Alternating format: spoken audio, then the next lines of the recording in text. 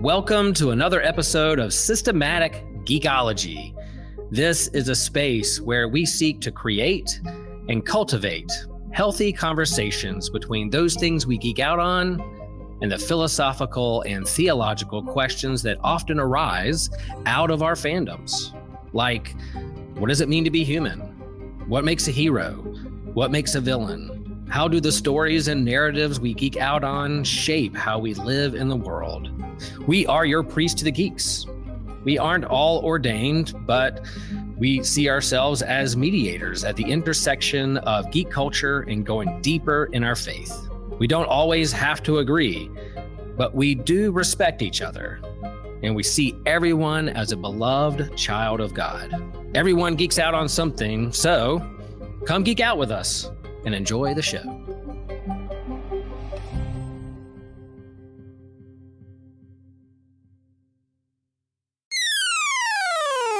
This show is a proud member of the Anazal Podcast Network.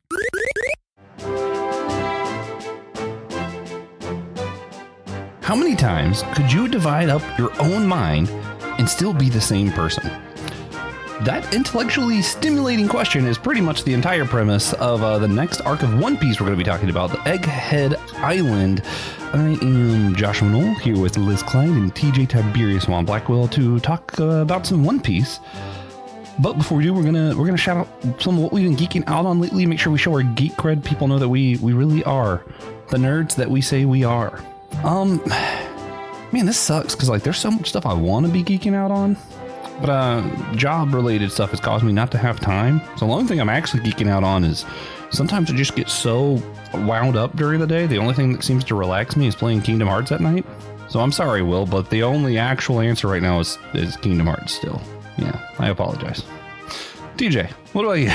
For those listening, that's a fun one. I work with someone now who's a manager that I have found out that I have beat Kingdom Hearts twice every year since 2 years before they were born. Kingdom Hearts 2. And that's not including the first one.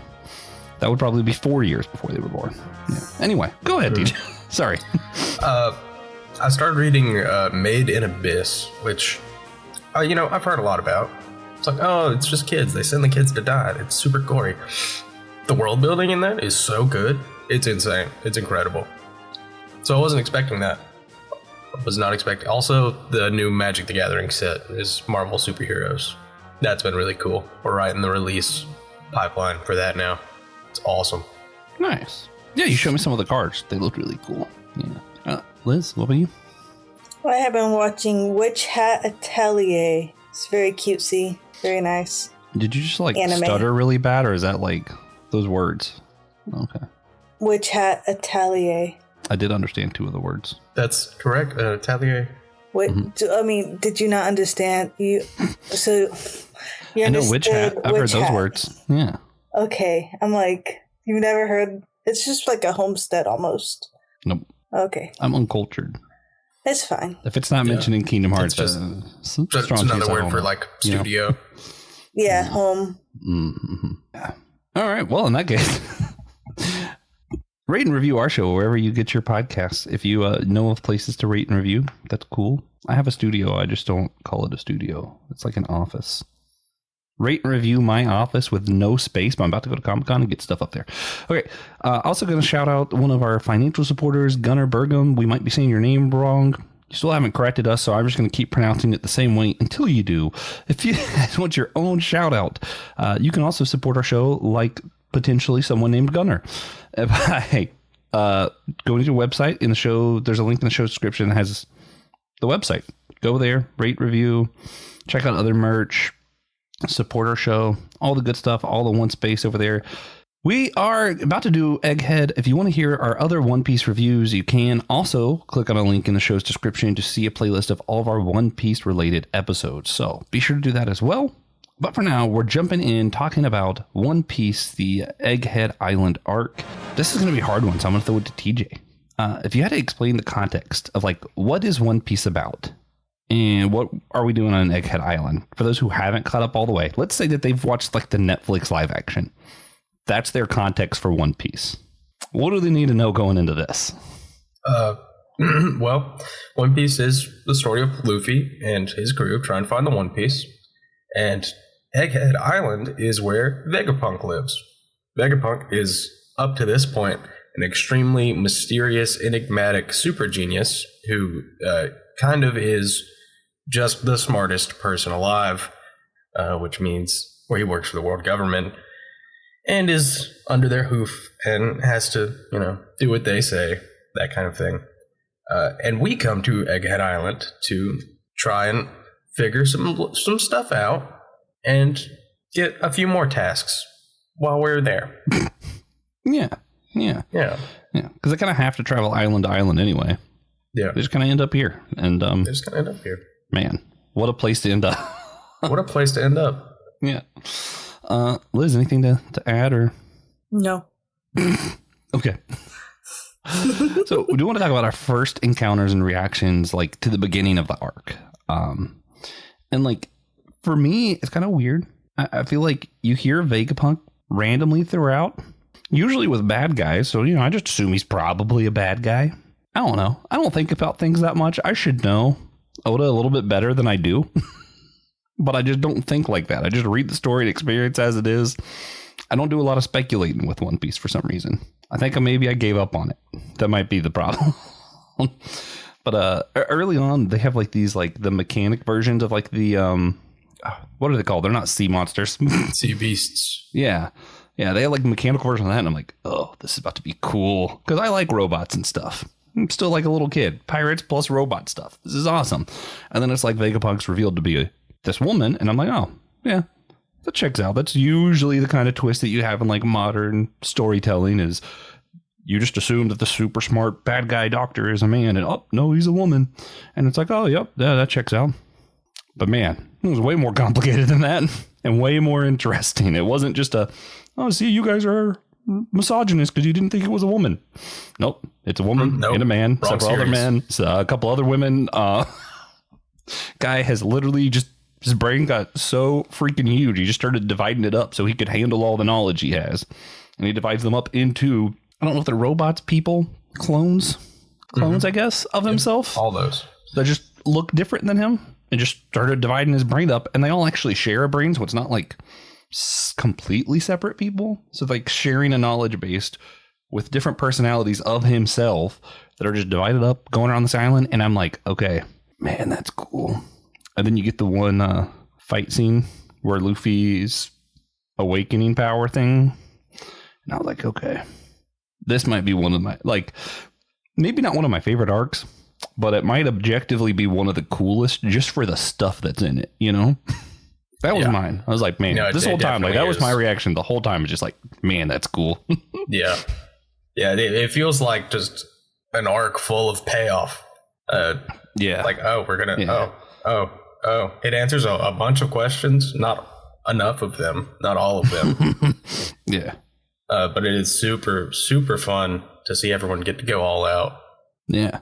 And like, they kind of continue a trend that I feel like we've been seeing where like Whole Cake Island, you realize you didn't have all of Sanji's backstory, so we're getting a little bit more Sanji. And then Wano, we get a little bit more of like Zoro's background. We get a little bit more of that. So it's kind of like they're continuing a little bit of that trend. And now we're seeing a little bit more of Robin's background. I kind of hope Frankie ends up being next. I hope we just randomly learn more about Frankie's background somehow. There's more. It's more than the Water 7 stuff. You guys remember 20 years ago when we talked about Frankie? We're doing it again. I mean, they could. It seems like that's what they do. I don't know. But Liz, what about you? What are your first reactions? Honestly, first reaction, I was like, it's giving Harry Potter whenever Voldemort like divided his soul. That's what I compared Vegapunk to. But it was fun. I liked the little Einstein homage that they had with that and his quirkiness and fun stuff. Definitely how he divided himself up is kind of crazy because, as you said, like it just doesn't make sense. Did he want to be a woman? Did he want to be a robot? Did he want to be just a bottomless pit of someone who just eats and poops? Because that's the one I would choose to do if I had to be one of his his alternate universe. But yeah, each one of them has their own personality, which is really fun, and you get to know all of them, and they make up one database, which is it's so kind of fun. crazy because he obviously you have the original one, but he doesn't treat himself as the original one. They literally talk as if they are all Vegapunk and unified, almost like the Holy Spirit, 3 in 1. They are 7 in 1. Correct. I feel that's closer to like Hindu gods. You know, they're all like 3,001, and you know, it's cool. You mentioned like what you would want to be and like why he did it. Like part of it, I feel like makes sense because like I don't know, if I just randomly had that ability, I'd probably, especially because I like this is how I do like my Bible commentaries. I like some that are like from a female perspective, from different nationality perspective, different countries, because like they just dealing with different issues, so they read the same text and they're like, oh hey, I noticed this that you didn't notice, and I'm like, oh, I feel like I learn a lot that way. So like I could see like some of it, like yeah, I'm gonna take part of my brain, put it into like female Joshua, see what I learn from that perspective, from different perspectives. Like that'd be kind of cool. But then some of them are just weird. Like yeah, I'm just literally all I do is eat and poop. Why'd you need that perspective? I don't get that one. Well, because the other ones, the researchers, they don't have time for bodily functions. Oh, so she eats and poops for all 7 of them. I like eating too much. So It's effective. It's effective. Yeah, it's fair. All right. TJ, did you give any? You gave some of your first reactions already, right? A little, but not really. No, go ahead. His arc rules. The mechanical sea beasts and seeing the first Vegapunk, it was a lot like yours. I was like, oh wow, Vegapunk's hot. Okay. Weird. Sure. Weird choice. And then, you know, Zoro gets to just tear through the sea beasts. And the other Vegapunks are like, hey, I love 7, Zoro. Stop doing that. What are you stupid? You don't know who that is? But that was a really fun introduction to the arc. At the time, I was really hoping that we were going to Elbaf, but Elbaf is cool too. now that we have been to Elbaf, I'm okay with it. This feels like the most well-paced arc of One Piece. Yeah, I think I agree. I feel like there's the least downtime in Egghead. Yeah, like it didn't drag on too long, but a lot still happens. And it actually answers all these questions because I feel like it did introduce some new questions, but I feel like for a long time we were having arcs that were asking more questions than they were answering. Yeah. I feel like this one probably answered more than it asked.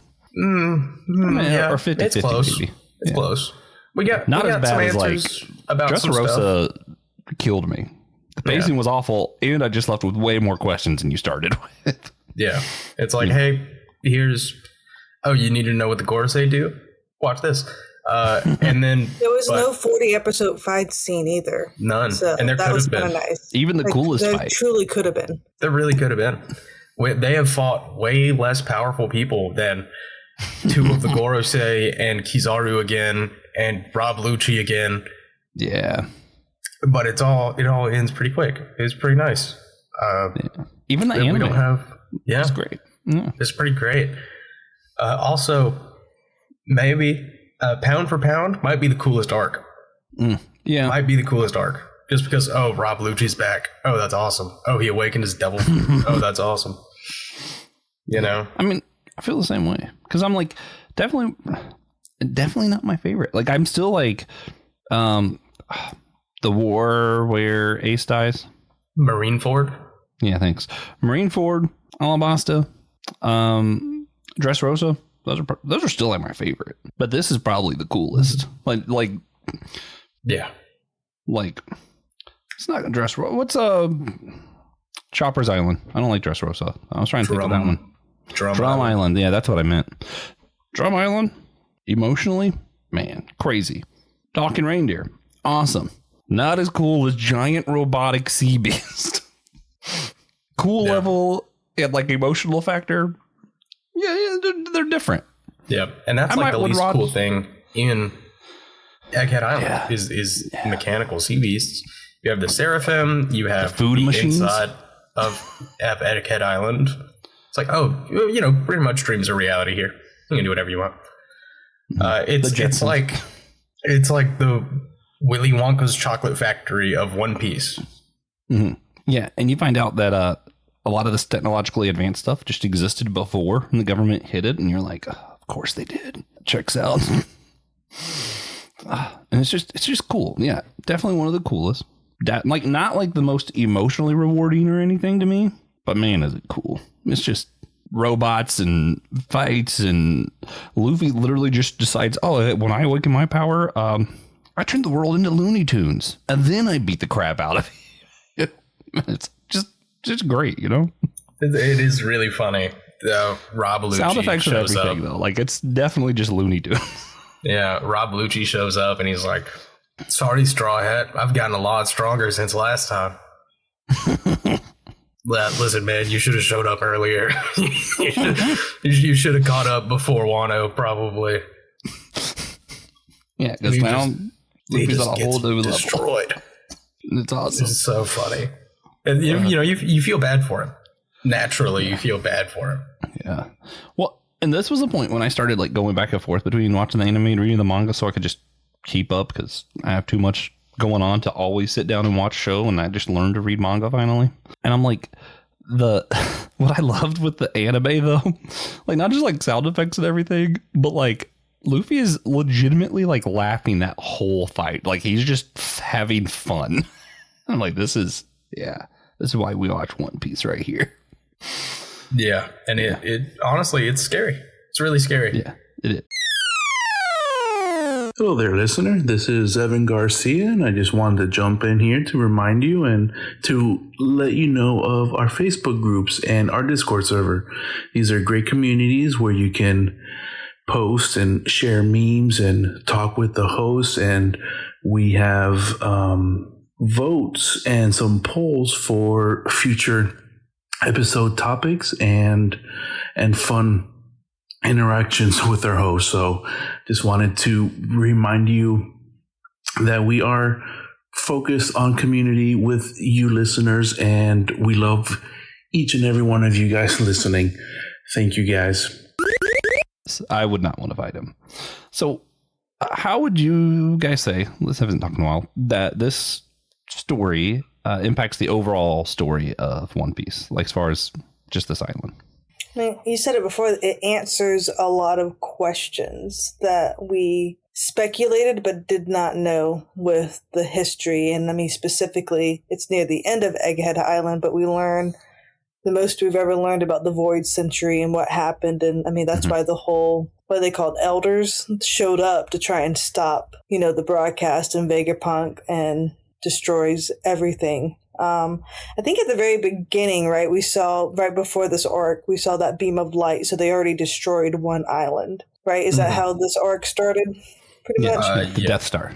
And so we already knew they destroyed, from Robin's backstory, islands and whatnot, but you're kind of like seeing it unfold in more real-time actions of how they make the decisions and who's you want to go with theme, the faces behind even the elders of this whole arc. Oh, I like it.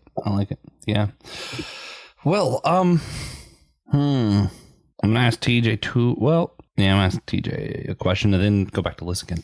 Okay, TJ, you mentioned the Seraphim. Do you want to explain who they are? Yeah.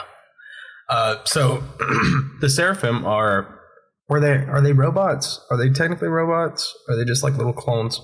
I think they're like robot they're like clones. robots. Yeah. Maybe let's call them androids, because that's a little bit of both. Yeah. I think we're just supposed to know that Vegapunk is so much smarter than us that we can't even comprehend what his creations are. Yeah, but they're Seraphim is what they are. But it's a byproduct, not a byproduct. It's a product of when the Shichibukai, the Seven Warlords, were, relevant. And of course, at the time, Egghead was like, Egghead, Vegapunk. It's like, I know what we should do with these guys. And he just took them and turned their power into these little android bodies. So we get to see kind of what Mihawk can do. And Boa, who cares? I don't care about the rest. Mihawk, Seraphim is That's so cool. That's cool. But we get to see a lot of that and how powerful they are in relation to where we are currently, which is a really convenient way to kind of track where we are progression wise. Mm-hmm. You don't have to come up with a reason for them to be here. And it threw me a little bit just because, like, older video games and how they used to work, you know, like Marvel Ultimate Alliance. Like my brain's like, oh yeah, we're gonna have a Doom bot here, then here is like, you know, the Venom bot, you know, whatever. Just a thing. It's like the coolest bad guys, but as bots, so that when you easily defeat them, there's a reason that they were so easy. But that's just not what happened. They are just not easily defeated. They weren't just there to look cool. They were actually pretty good creations. Like pretty sick. All right, Liz, what happens in this arc? If you were to give like a 5-minute breakdown, what is the story of Egghead Island? We already mentioned they show up to the island, beat up some giant robot sea beasts. Take it from there. Hold on. So I will say, just for posterity's sake, the other Seraphim, it's Boa Mihawk, Jinbei, and Kuma, which is... Oh, yeah, Jinbei. Well, Kuma. We'll get to Kuma. Yeah. Can we just talk about how the female one still has a crush on Luffy, just like her adult version? No, it's genetically coded. It was so fun. Yeah. She got all sparkly eyed and didn't even know why. Poor girl. So pretty much they, I forget how do they get to Egghead? Do they just stumble upon it, or were they wanting to go there? Thank you, TJ. Appreciate you. Like they were like running, and that was the closest island, right? Yes. Okay. That's because they're trying to get away from the end of Wano. They're like Green Bull. Oh no. Okay, that's what I thought. Like that okay, matters. so they stumbled upon Egghead. They've heard the name Vegapunk before with the whole like Smile and Caesar and all that stuff. So they're not completely unfamiliar with who this guy is. But as the One Piece crew does, the Luffy crew does, they made friends. And the boys were enamored by the robots and the futuristic stuff and the food you can just press and eat. And cool shoes. Correct. So in true fashions, they made friends, and then they discovered information they're not supposed to know. And now that they're friends with all these Vegapunks, they have to protect them because this is what we do now. We're not going to just, dip out and take the easy way.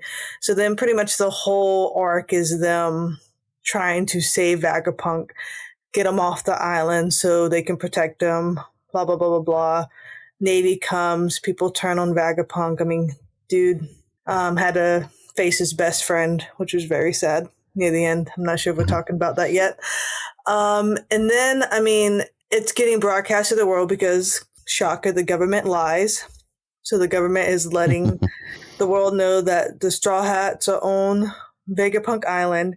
They've captured Vegapunk, all that stuff, painted them as villains because you can see that the world government is trying to destroy the whole island, and they're going to use the One Piece as a scapegoat. Not the One Piece. I don't know why I keep on calling Luffy's cruise the One Piece.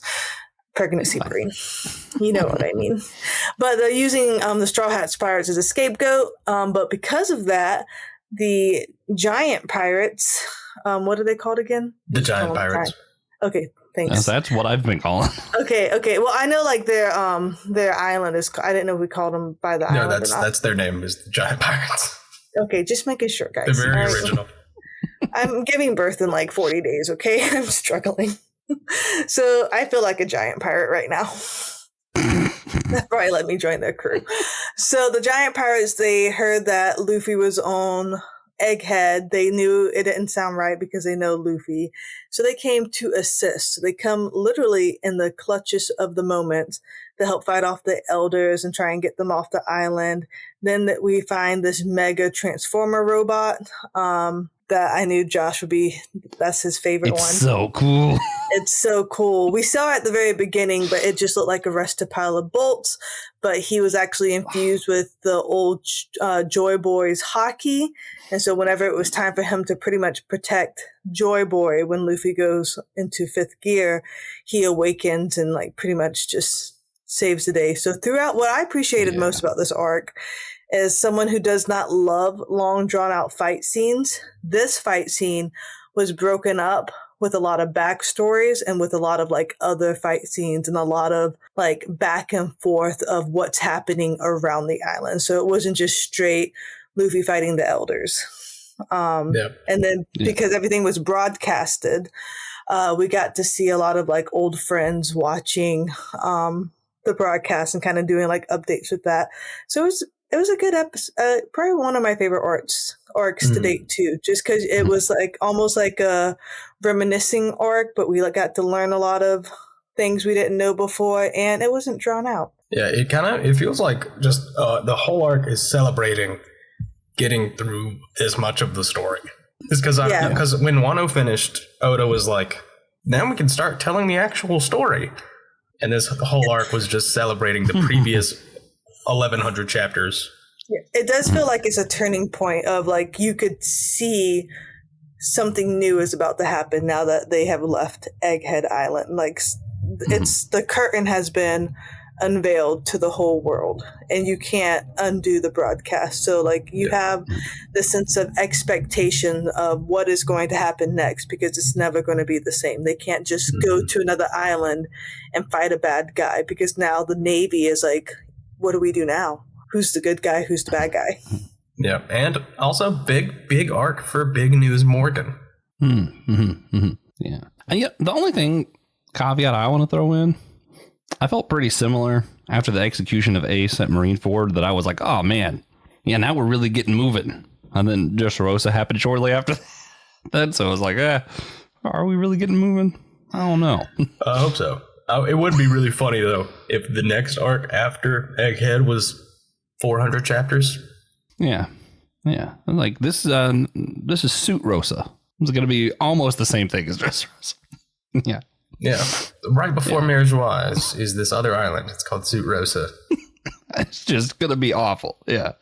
But no, I mean, I do think like at the end this is feel like we're coming to a climax, right? We're seeing all these familiar faces from like 20 plus years of content, and we're seeing like questions we've been asking for a really long time getting answered. Luffy's power levels to the point where I'm like, Oda's creative, but like at a certain point, how much more powerful can you actually make a character? You know, like it's like at some point, it's got to be near the end, right? It's got to be close. Yeah. And man, everything's just full blast, going cool. We're finally learning about like the monoliths and stuff too. I'm like, poneglyphs. Yeah. Oh, polyglyphs. Yeah. But they, poneglyph. You're also going to see, I don't know if it counts as part of this arc or if it's just like in between stories, but we're seeing some of like the other pirates of the new generation come either to an end or like their story coming to climax and stuff. And we're like, I don't feel like you'd be doing that if there was a lot of story left, you know? Yeah. So like, we're going to talk about some of that in other episodes. It's just, yeah, it was Kid fun. getting obliterated. Yep. That's a whole episode. Sorry. Also, Kid. I loved it. It was honestly like, I didn't hate Kid, but it was just so cool. It was hard not to enjoy what happened. You know, that was awesome. Okay. We already mentioned annual theme of 2026 for Systematic Geekology's Faces Behind Us. And this story does give us some look at some of the faces behind what's going on. I like that we kind of see some of the faces behind Robin. And we learned a little bit more of her story and why she was on the run and wanted whenever we first met her forever ago. TJ, do you want to speak some to that on like what's going on with Robin? What do we learn about her story here? So in the problem with Egghead is that they're trying to bust her collar. Naturally, that allows us to, through that lens, learn a lot more about Robin's backstory when she lived whatever that island was called. And it got Buster called because of the knowledge that they had of the Void Century and how that was. So we get to see a lot of Robin's backstory. And yeah, it's sad. And San Juan Wolf is there. Who else that recurs? It's hard to remember. But that is huge. Robin, you know, we've been dealing with who is Robin for literally 20 years. So learning some about her and why it was so hard for her to say she wants to live. But man, it is rough. And also continued in the next arc, even though they don't really focus on it. Feels like it kind of got swept under the rug. Am I mispronouncing when I say Jaguar D Saul, or is it actually just Jaguar? I think they just call him Saul. Yeah, but I loved his part in that and saving her, and we learned why she loves books and knowledge, and you're like, oh, like her character just makes so much more sense when you're like, oh, wait a minute, her whole people were destroyed for knowledge, and that's why she clings to knowledge, and you're like, yep, checks out. Yep, and it also makes a lot of sense. Like, oh, why can Robin read poneglyphs? Because she came from the island that they destroyed for learning how to read poneglyphs. Yeah, it's like a lot of the thing, which One Piece always does that, where you're like, oh, that's just convenient. He happens to have a crew member who could do this. And you're like, nope, it wasn't convenient. Here were all the clues the whole time and why it's a thing. And you're like, oh, okay, yeah, checks out. Sorry for questioning you, Oda. My bad. Yep. Also, there are 2 survivors of this Buster Call. Who else? I can't remember. Saul. Oh, yeah. Duh. Robin and Saul. Duh. Maybe 3, because Vegapunk is also shown to be on that island at times, but he wasn't there during the Buster Call. Yeah, he wasn't there during the Buster Call. He came to visit Clover's grave, which was his friend who asked for help, and that's when he discovered, I'm not sure when we learned about the Buster Call, but like they were literally throwing books in like a puddle of water, like a little like, not the ocean or anything, but it was a still like big puddle of water. And when Vegapunk went to go visit his friend's grave, because he kind of felt guilty of not helping him with the research because he chose to be a government dog versus a scientist at that point because he needed the funding, that's when he discovered all the books that they saved pretty much. And he kind of from there picked up where the island left off, because he said something along the lines of whoever continues this work would be a fool or a dead man or something like that. And he continued, and he was both. And that's why Egghead Island's getting Buster Call. Yeah, but I mean, which it does bring up, like there are so many good like ethical questions that deal with science. So many like ethical questions that deal with science, like that get brought up, that it's not like science versus faith or science versus magic, like, or is AI bad? Like the usual stuff you get, but like, it's like, hey, if you want to do scientific research, sometimes it takes funding and your only option is the government. Do you go along to play along so you could do something you think matters? And it's like, oh, wait a minute. Yeah, that's a real question that scientists actually have to deal with in our world. Or like, there are so many just like little things. The other one, which is the other faces behind you question, you have like Bonnie has this incurable whatever, Vegapunk, probably the only one who can help cure it, and then makes a deal with Kuma, her dad, to decide, hey, you do this, let me do some morally questionable things to you, and then I'll heal your daughter. Because he's like, in order to do a lot of scientific research, someone's got to be the first test. And it's like, oh, yeah, that's not great. But also, we do want science to advance and to be able to do this cool stuff. But are we willing to pay the price? And like, you just get a lot of really interesting questions. I feel like not like the surface level that we tend to get in other IPs. Which my opinion. And that shows us why Kuma agreed to become a pacifista and why they all exist. It is heartbreaking seeing Kuma and Bonnie's backstory.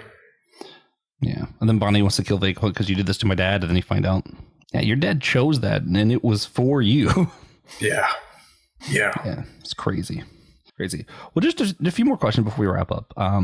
Liz is the most philosophical among us. We'll let her answer this first one. Vegapunk keeps dividing his mind up and doing all this like weird experiments on himself, and we're not sure if they're clones, robots, or what. Are the Vegapunks, who are 7 but 1, are they still human? I did not feel like they were human, just because when we lost some of them, I didn't have that connection. You know what I mean? Like it didn't give like the same connection as if we lost Ace, right? Granted, Ace was like one of the biggest loss ever, but even then, like when we've lost other like minor characters in the past, it was just kind of like it didn't feel as like devastating. And I think they don't give off the human vibe because there's some that are robots, and so you kind of just assume they're either android.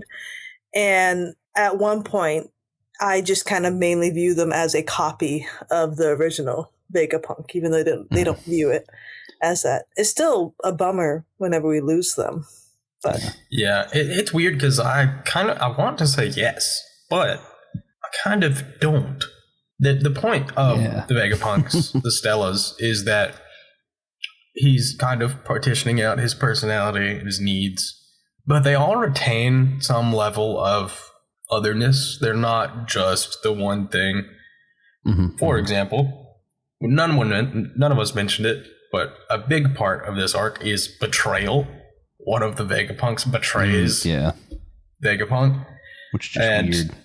Just for the record, the different personalities are the good one, the evil one, the hungry one, greed, and violence. The evil one is not the one that betrayed Vegapunk. It's the greedy one. You know, I don't even think we have to talk about that. That one is definitely a good thing to think about.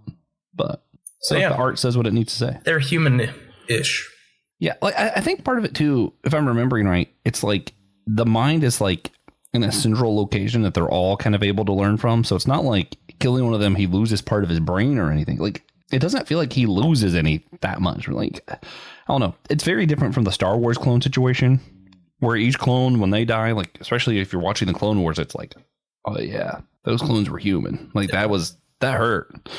Whereas in this, it would almost be like if I had a clone of myself and my clone was, his whole job is to edit podcasts, do paperwork, get the mail and clean the house. Two of me, and when that one dies, like, yeah, it's going to suck, but like, how much are we all going to really be upset for me? Like, oh man, Josh lost his clone that's going to do all of his work for him. Sad, but it's not as sad. Yeah. Hey guys, Christian here. Have you ever wondered how you can support systematic ecology? Well, we've made it a lot easier for you by going to Fourth Wall. Instead of what we've done in the past, Fourth Wall makes everything very easy for everyone involved. Everything is in the same spot. So if you want to find a way to become a member and get access to our exclusive memberships and all the giveaways that we're going to be doing, Fourth Wall is the way to go. As well, if you want to see all the extra episodes and content that we only put to our members, that's the best way to go. Feel free to rate and review us there. You can also leave a donation or tip if that's something you're interested in. And as well, you can help support our All Reading Counts initiative that we do. All the donations that go to that go to our libraries. You also, if you really want to, it's like, man, I really want to hear more episodes about Christian for some reason. Or even for reasons I don't understand, you want to hear Joshua more often. We have episodes listed by host, and you can see everyone there. If you have a favorite host, head that way and support the episodes that they're on. You also find a link to our YouTube page. And we may be adding some special content beyond what we've promised. Everything that was once in multiple different locations and you didn't know where to go, well, it's all in that one convenient place. If you want to know exactly where to go, the link to this will be in the description below.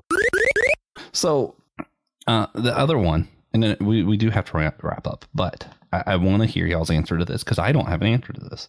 Does knowledge have intrinsic value? Because a lot of what Vegapunk does is like, we need to have knowledge, because knowledge is valuable, and he crosses a lot of lines because he thinks it has value in of itself. TJ disagrees. What does Liz think?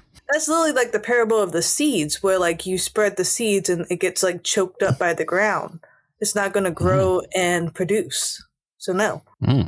Yeah, Vegapunk was like cross a lot of lines just so he could learn something, because learning it itself mattered more to him than anything else. So to me personally, as the real me that lives every day, I'm inclined to say yes.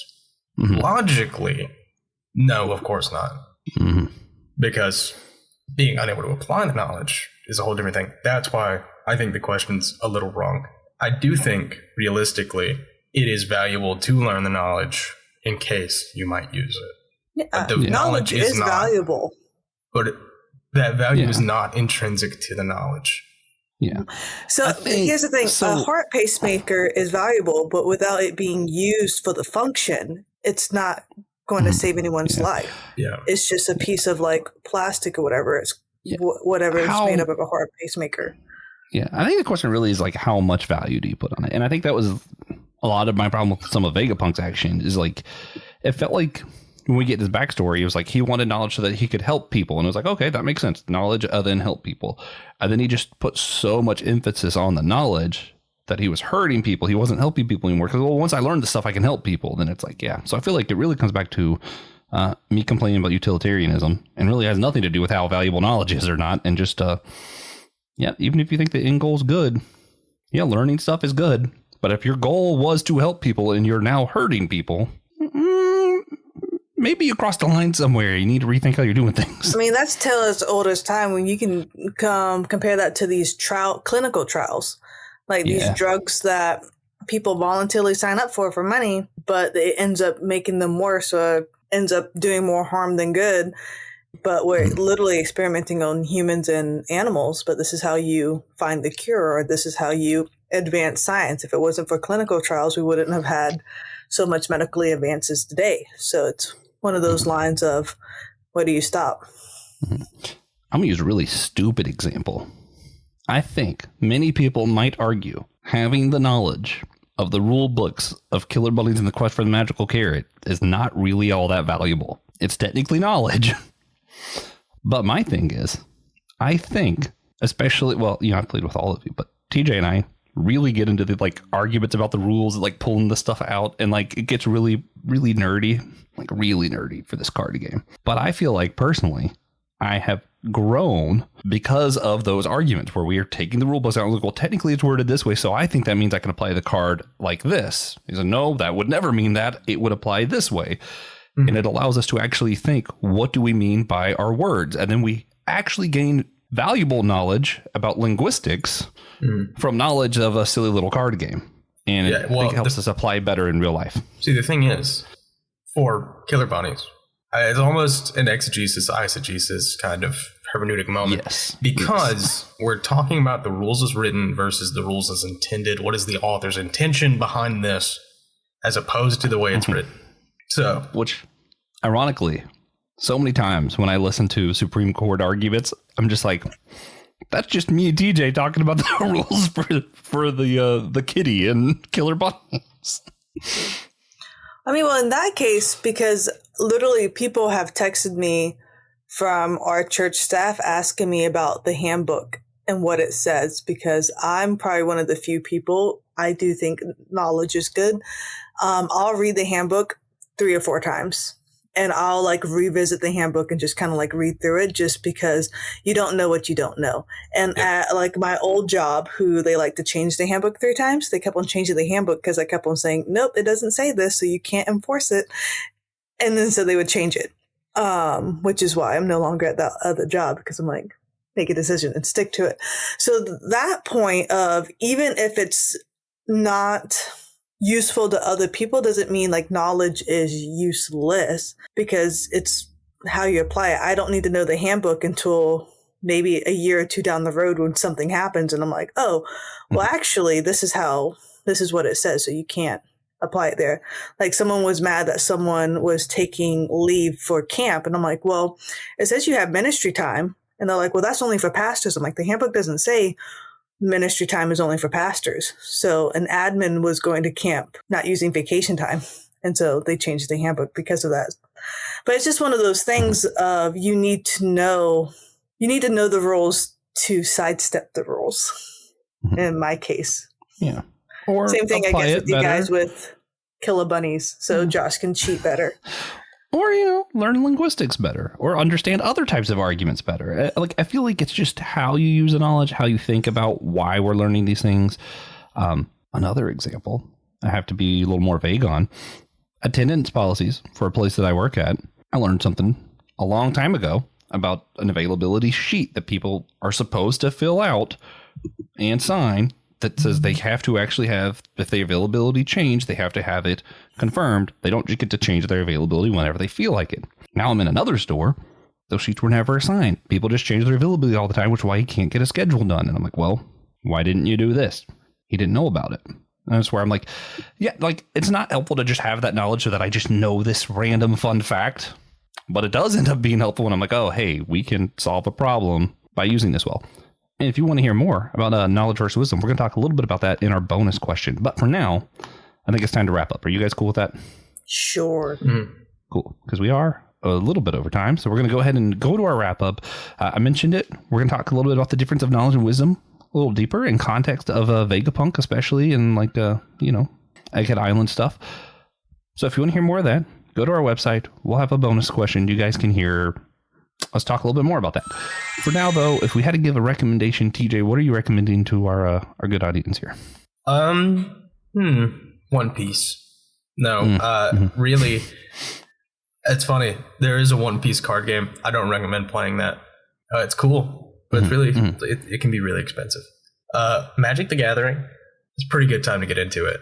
It's very accessible at a base level. You can get on Magic the Gathering Arena and play for free, literally free, forever. So there's never been a better time to get into it. Mm-hmm. Well, since we brought it up, my recommendation is going to be Killer Bunnies. Specifically, Killer Bunnies in the Quest for the Magical Carrot Light. Hot Topic sells the light version, and it's a good way to start off and kind of learn. It's a lot more simple than TJ and I busting out several rule books and arguing about what they mean. It's a much more simple version. And then if you like them, you can go to the crazy level that TJ and I go to if you really want to. It's fun. Start with light and see if you want to. It's fun. And then it's like text me if you want to play. Josh takes 5 rule books. I take 5 rule books, and we start looking. Where is this card at? All right, Liz, what's your recommendation for everybody? Well, gosh, since you two did games, I guess I'll do Machi Kuro 2 specifically.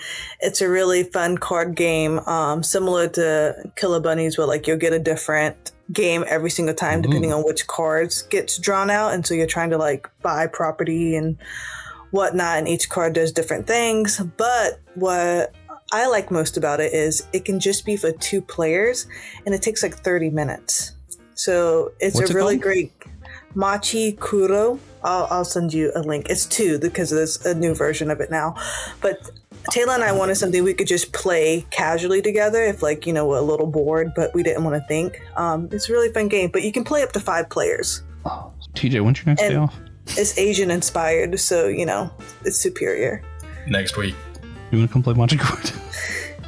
I think we got it at like Barnes and Nobles or like Books a Millions, those little like Yeah, it's at Target. obscure games that get you. Yeah, nice. I love card games, so I will almost definitely try that. All right, guys, those are our recommendations. Thank you again so much for listening, and we want to shout out one of our financial supporters, possibly Gunnar Burgum is how we say it. Gunnar, thank you so much for supporting our show. It means a lot. Please let me know if I'm saying your name right. I would appreciate that. If you guys want your own shout out and for me to try to guess how to pronounce your name, or just write a crazy name I can't pronounce and then watch me try, you can become an official member of Systematic Geekology on our website. The link is in the show's description. If you don't want to be an official member, you can still find other stuff over there. There's some just free content for anybody. There's merch, t-shirts and stuff you can get. You can leave a one-time financial gift without becoming a member. A lot of stuff without doing the subscription thing. If that's not your gig, still worth checking out the website. Another link in the show's description is the link to that playlist of all of our One Piece episodes. So if you want to hear more, make sure you click on that and hear us talk about other One Piece stuff. Remember though, we are all a chosen people, a geekdom of priest.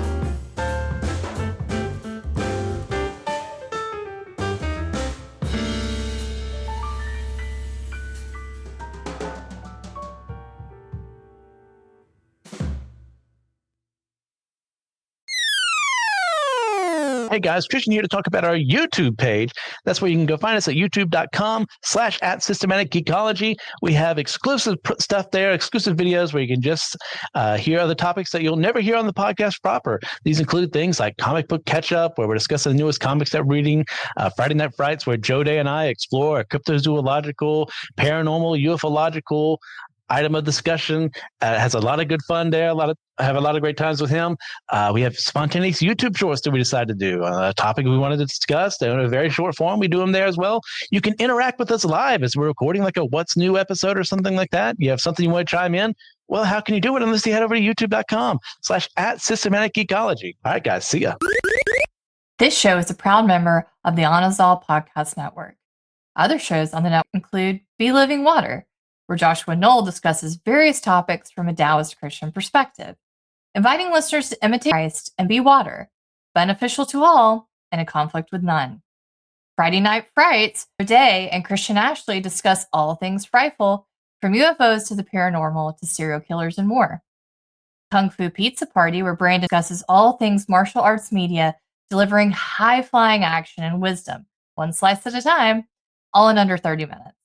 And my other show with Christy Whaley, Theology on the Rocks, where 2 theology PhDs talk about our lives, the world, and theology, all over drinks, clearly. Come on over each week to hear 2 besties discuss academic nerd stuff while also banter endlessly, especially if wine is involved.